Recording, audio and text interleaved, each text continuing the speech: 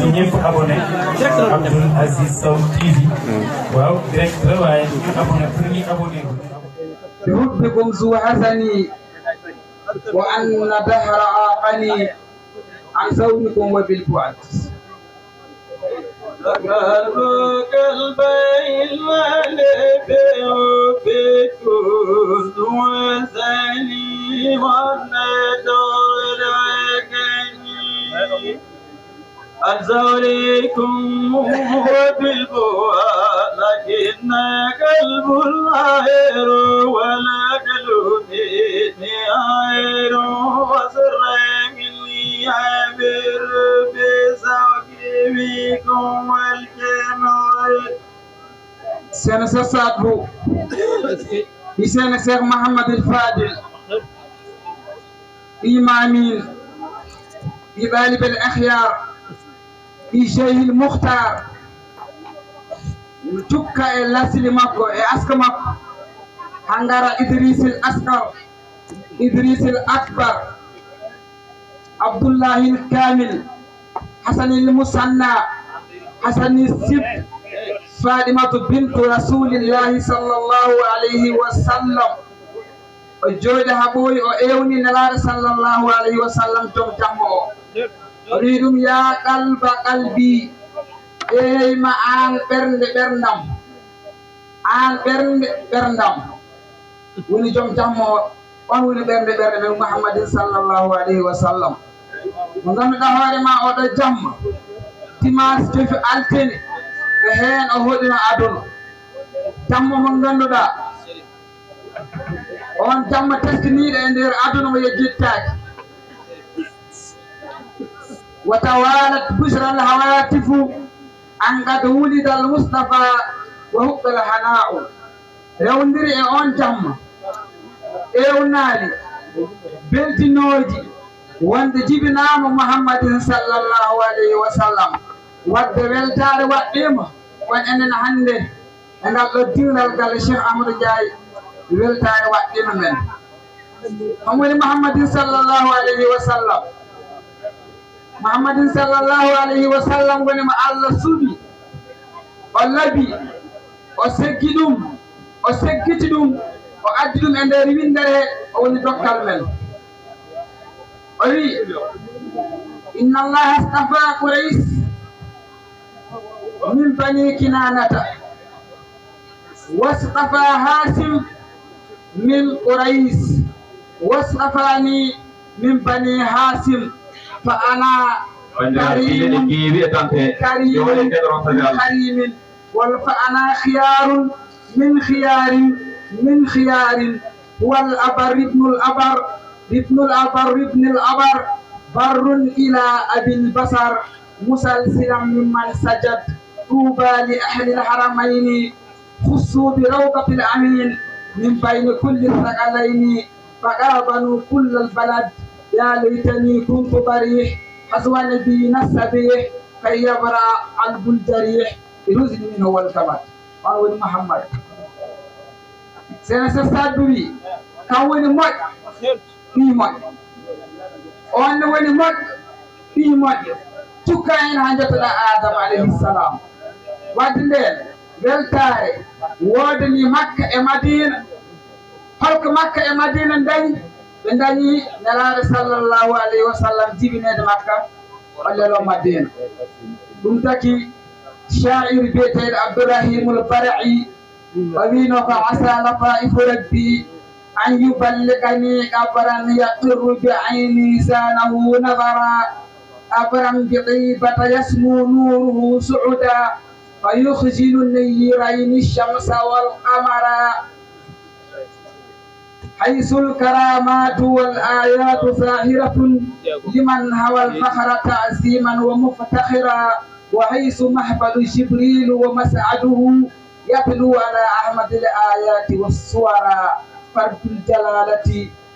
فليحسدن من حسد يعني مكو مجوري يكن لا كون يوني كم تنمين سنسسات كمتام رسول الله صلى الله عليه وسلم kala kala ya ananam on don Rasulullah sallallahu alaihi wasallam kan woni jom jammo yo Allah tasmina barke sidum yawti nelaɗo sallllahu alayhi wa sallam adduna ɗo ko diine l'islam laaɓɗo tos leerɗo o tawno ɗo majje e niɗɗere wiyeende kunus ɗo itti ha laaɓi addu ɗo leer duuɓi nogas e tati homo nodde l'islam duuɓi sappo e tati o waɗini makka wuuri heen noddi duuɓi sappo omo jogino debbo biyeteeɗo hadisatu bintu Khuwaylid o woni ɗo doole mum dom jawdi waɗi ɗum financé nelaaɗo suusireede nde nela ha woni duuɓi sappo hadisatu maayi tumarankaagal fuɗɗi naata nelaaɗo sallllahu alayhi wa sallam wonaani seeɗa baabu mum biyeteeɗo Abou Talib ɓe ngannduɗaa kam woni baabu Seydina Ali jambaara keewɗo doole fulaaɗo e ndeer Quraysh e ndeer Hasim e ndeer Makkatul Mukarrama o woni portese nelaaɗo sallllahu alayhi wa sallam kono gonɗinani nelaaɗo Allah sallllahu alayhi wa sallam ñande aɗa yalta aduna comme Abou Talib nelaaɗo yiɗa yo Abou Talib sum ko baabu mum tawniiɗo kamuno Abdoullah ndiide baaba Abou Talib gumani nelaaɗo sallllahu alayhi wa sallam omo yiɗi nelaaɗo noon omo reeni nelaaɗo omo yiɗi Abou Talib omo fenti Abou Talib Abou Talib woni sakatul mawti nelaaɗo annde o si maayiri ni ɗo ndeki jaygo ƴenna ɗum jaygo ɗo yi Abou Talib babam tokos denɗomi garduɗomi wi ashhadu an la ilaha illa allah wa ashhadu anna muhammadan rasulullah e gardal ma aljanna wawa tafnadam yeeso Allah so Allah yani ngol konngol mi ala kalmi e yeeso Allah an babam tokos Abou Talib ko arabi tambara cohtoreeki o wi nelaaɗo sallllahu alayhi wa sallam walaqad alimtu bi anna dina muhammadin min khayri adyani bariyati dina lawla almalamatu aw hisaru masabbatin lawajadtani samhan bisaka mubina wallahi mbeɗa anndi o diina mo ngannduɗaa komo goongo komo ittuɗo henaano ɓe addi goongo kono so wonaano ñiŋeede so wonaano ñiŋeede ta wiye ko neɗɗo naati ha o yoomi heen ha o muti heen ha o maayi heen e ande fele e tiidde hoore e ande fine e ande feleede ande ñiŋeede walla simi añaano yenne wi'ee mi woni e diine musrikul arabiya ha ngarmi e maa e tumbi nden tawajattani samhan birraka mubina fakam to men ma yaajani men ma walli men taɓet kaalɗa ko an rasulullah sallah sallam ɗum accami ma yawɗo diine Abou Talib maayi nelaaɗo sallallah alih sallam tumranke makka naaɓe cuusiteede heɓe ɗum mbaɗa façon lorko ɓe mbollo galle mum ɓe posa galle mum nelaaɗo hotti yaltu hay damal gootal sallllahu alayhi wa sallam kala ɗo yalti o fiiɗe kaaƴe kala ɗo yalti o wulle kala ɗo noddi o nootitaaki o anndi suuɗo baba mum Salim o ronde e leñol yaawi mum Taif jombaani ɓen kam maɓe kam njurmi ɓe portoomi oɗo diine soɓe noddiiɓe ɓe nootoomi o woni sallllahu alayhi wa sallam mo yaa kam gooto ha o yetti Taif omo wonde délégation mi heewaani o yetti e Taif o noddi mawɓe Taif o haalniɓe ko addi ɗum ko porte kam min nodde diini allahu subhanahu wa taala makka naaɓe tañimo mi nooto onon Taif noote kam kadi porte kam Taif yankooɓe ɓe njaɗi nelaaɗo sallllahu alayhi wa sallam ɓe mbi ɗum so tawi jiɗɗa ko fortede wona ɗo porteɗa ɓe noddi cukloñ e dawaaji ɓe jaltini e peñje he dawaaji ɗi ɗe nafa rasulullahi cukoño koñ piɗe kaaje heɓe jalten nelaaɗo sallllahu alayhi wa sallam Taif rasulullahi fiɗa ha ɓoyi kosngal ngal ɓuɗi hamo jagga junngo mum o waɗa e les kosngal he woto ƴiijam ɗam mem lesdi aduna o tokku kanko nelaaɗo sallllahu alayhi wa sallam o wiyaani Allah halkananɓe o wiyaani Allah torkinɓe o wiyaani Allah bonde ɓe o wii ko Allah yurmi ɗumen wallahi ɓe ngannda ko noddanmi ko Allah wattirta ko mbaɗtan ko min sallllahu alayhi wa sallam ha ɓooyi Allah noddi nelaaɗo noddi neli malayika o wii ɗum mbiya nelaaɗo to yiɗi ndey haajere ɓurde mawne e kaaƴe makka walla kaaƴe ɗiɗi yuppa e dow Taif e kalko nelaaɗo wi Allah yurmi ɗumen ɓe ngannda so ɓe nganndino ɓe mbaɗata kam ɗum rasulullahi woni zil qalbi rahim ɓernde kono jurum ɓolo wonɗo heen o ɗoftataake heen eyi holno gonorta juulɗo mbiya ñammuɗa ko nelaɗo sallllahu alayhi wa sallam sa toñama joftoɗa sa haɓama ngata sa dugtama pajira sa jooɗima gona e guri yimɓe mbiya ka juulɗo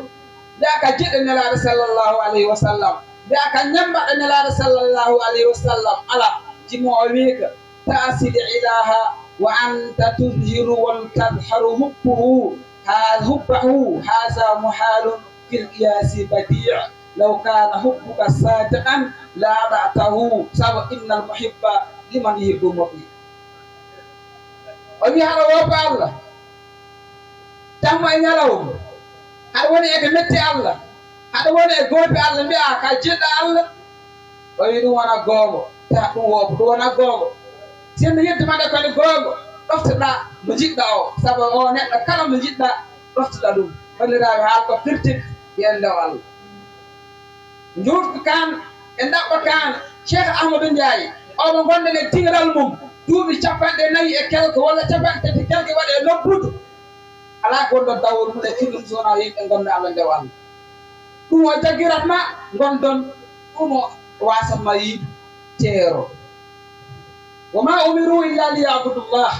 بجميرين هذه نلابة بجميرين هذه سيرين ببي بجميرين هذه وليابة سوانا يندو على مغوت تنين باسين هن ودو قدوم كتيانه كلاموني أدون تيكودا وزخرف أدون تيكودا مدينة شداري أدون تيكودا ديمبادي أدون تيكودا نغال أدون يهن بانت تها جاي أجوني أوف كاسات Allah batos kullu man alayha fan allawi kala ko woni e dow adon gasi e tar hetta fo ko lesti habo yawi kullu shay'in halikun illa wajhahu woni pop gasat hal ko to bonat a heddo Allah wadde wotum bonana ko ma Allah woto wone be allawi afa hasibtum annama khalaqnakum abathan wa annakum ilayna la turja'un hat cikkuɗon min Allah tagir momɓe ko pijirde mbaɗon ko weli mon ñamon ko weli mon kaalon ko weli mon jaron ko weli mon ɗum cikkuɗon o wi so ɗum cikki on juumi walla bo on cikkuɗon on dutta ko an min Allah ma on duttade kalla woni yomi bayilin wonti badin fil ara wa faji'i mustaqdim alayhi muhaddidi goto men fof en jogui ñalawma o serte aduna he wedde e nokku jewɗo ñaawo ara ñaawo ko gollanno ko bandiraɓe tinno ɗen ñanga janggo yowmal qiyamati yowma la yanfa'u malun wala banun illa man ata allaha bi qalbin salim ñalawo mo ganduɗa jawdi e ɓiɓɓe nafama toon tan o gaddoɓe ɓernde hisde sirku ɓernde hisde e mawna kinare ɓernde hisde e kefaragal nden ɗen ñoore نلان صلى الله عليه وسلم إياكم والغيبة فإن الغيبة أشد من الزنا رتني من نوري قربان زنا جودا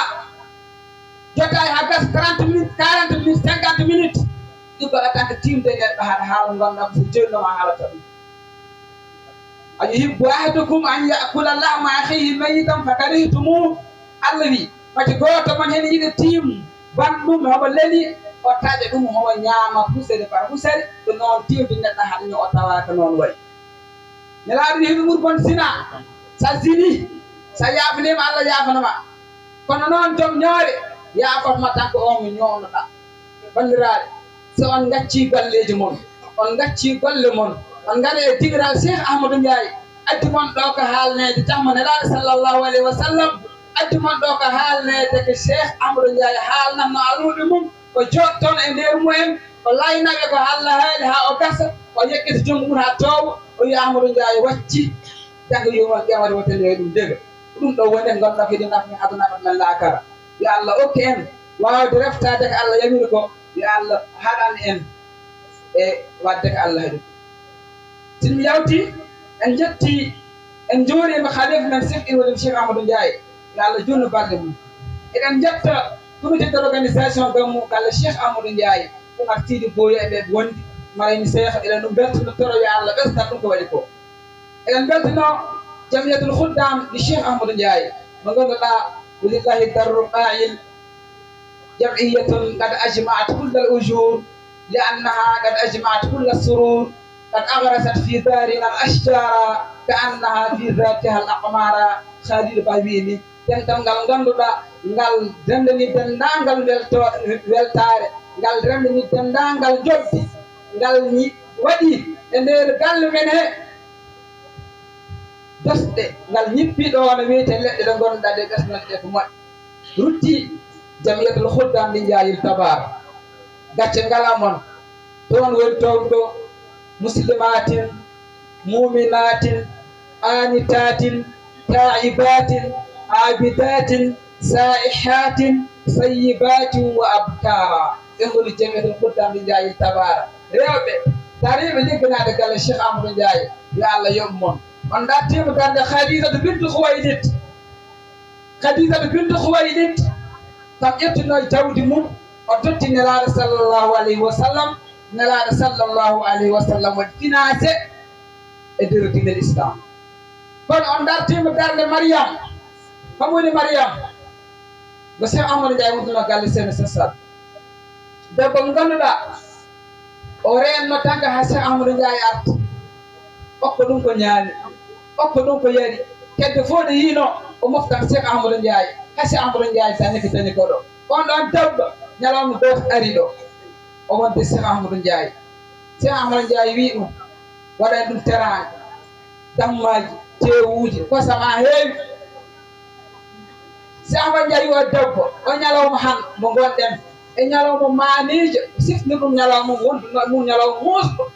woɗu nden mbaɗa kawno ni jata walla nden poésique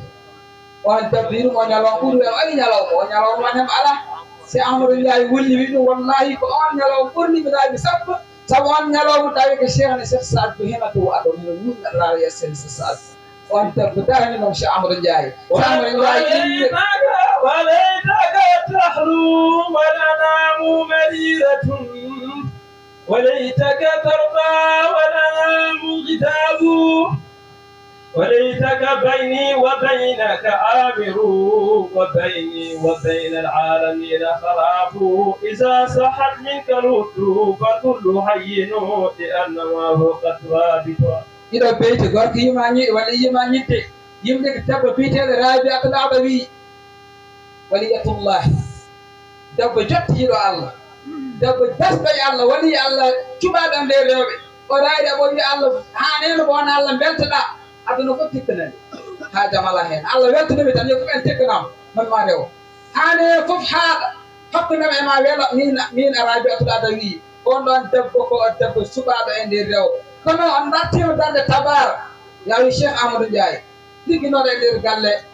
iliman babou cheikh amadou ndiaye yo allah yoɓ mon onon jamiyatul khuddam cheikh amadou ndiaye min e mon gonte dentale yi toon peeje mon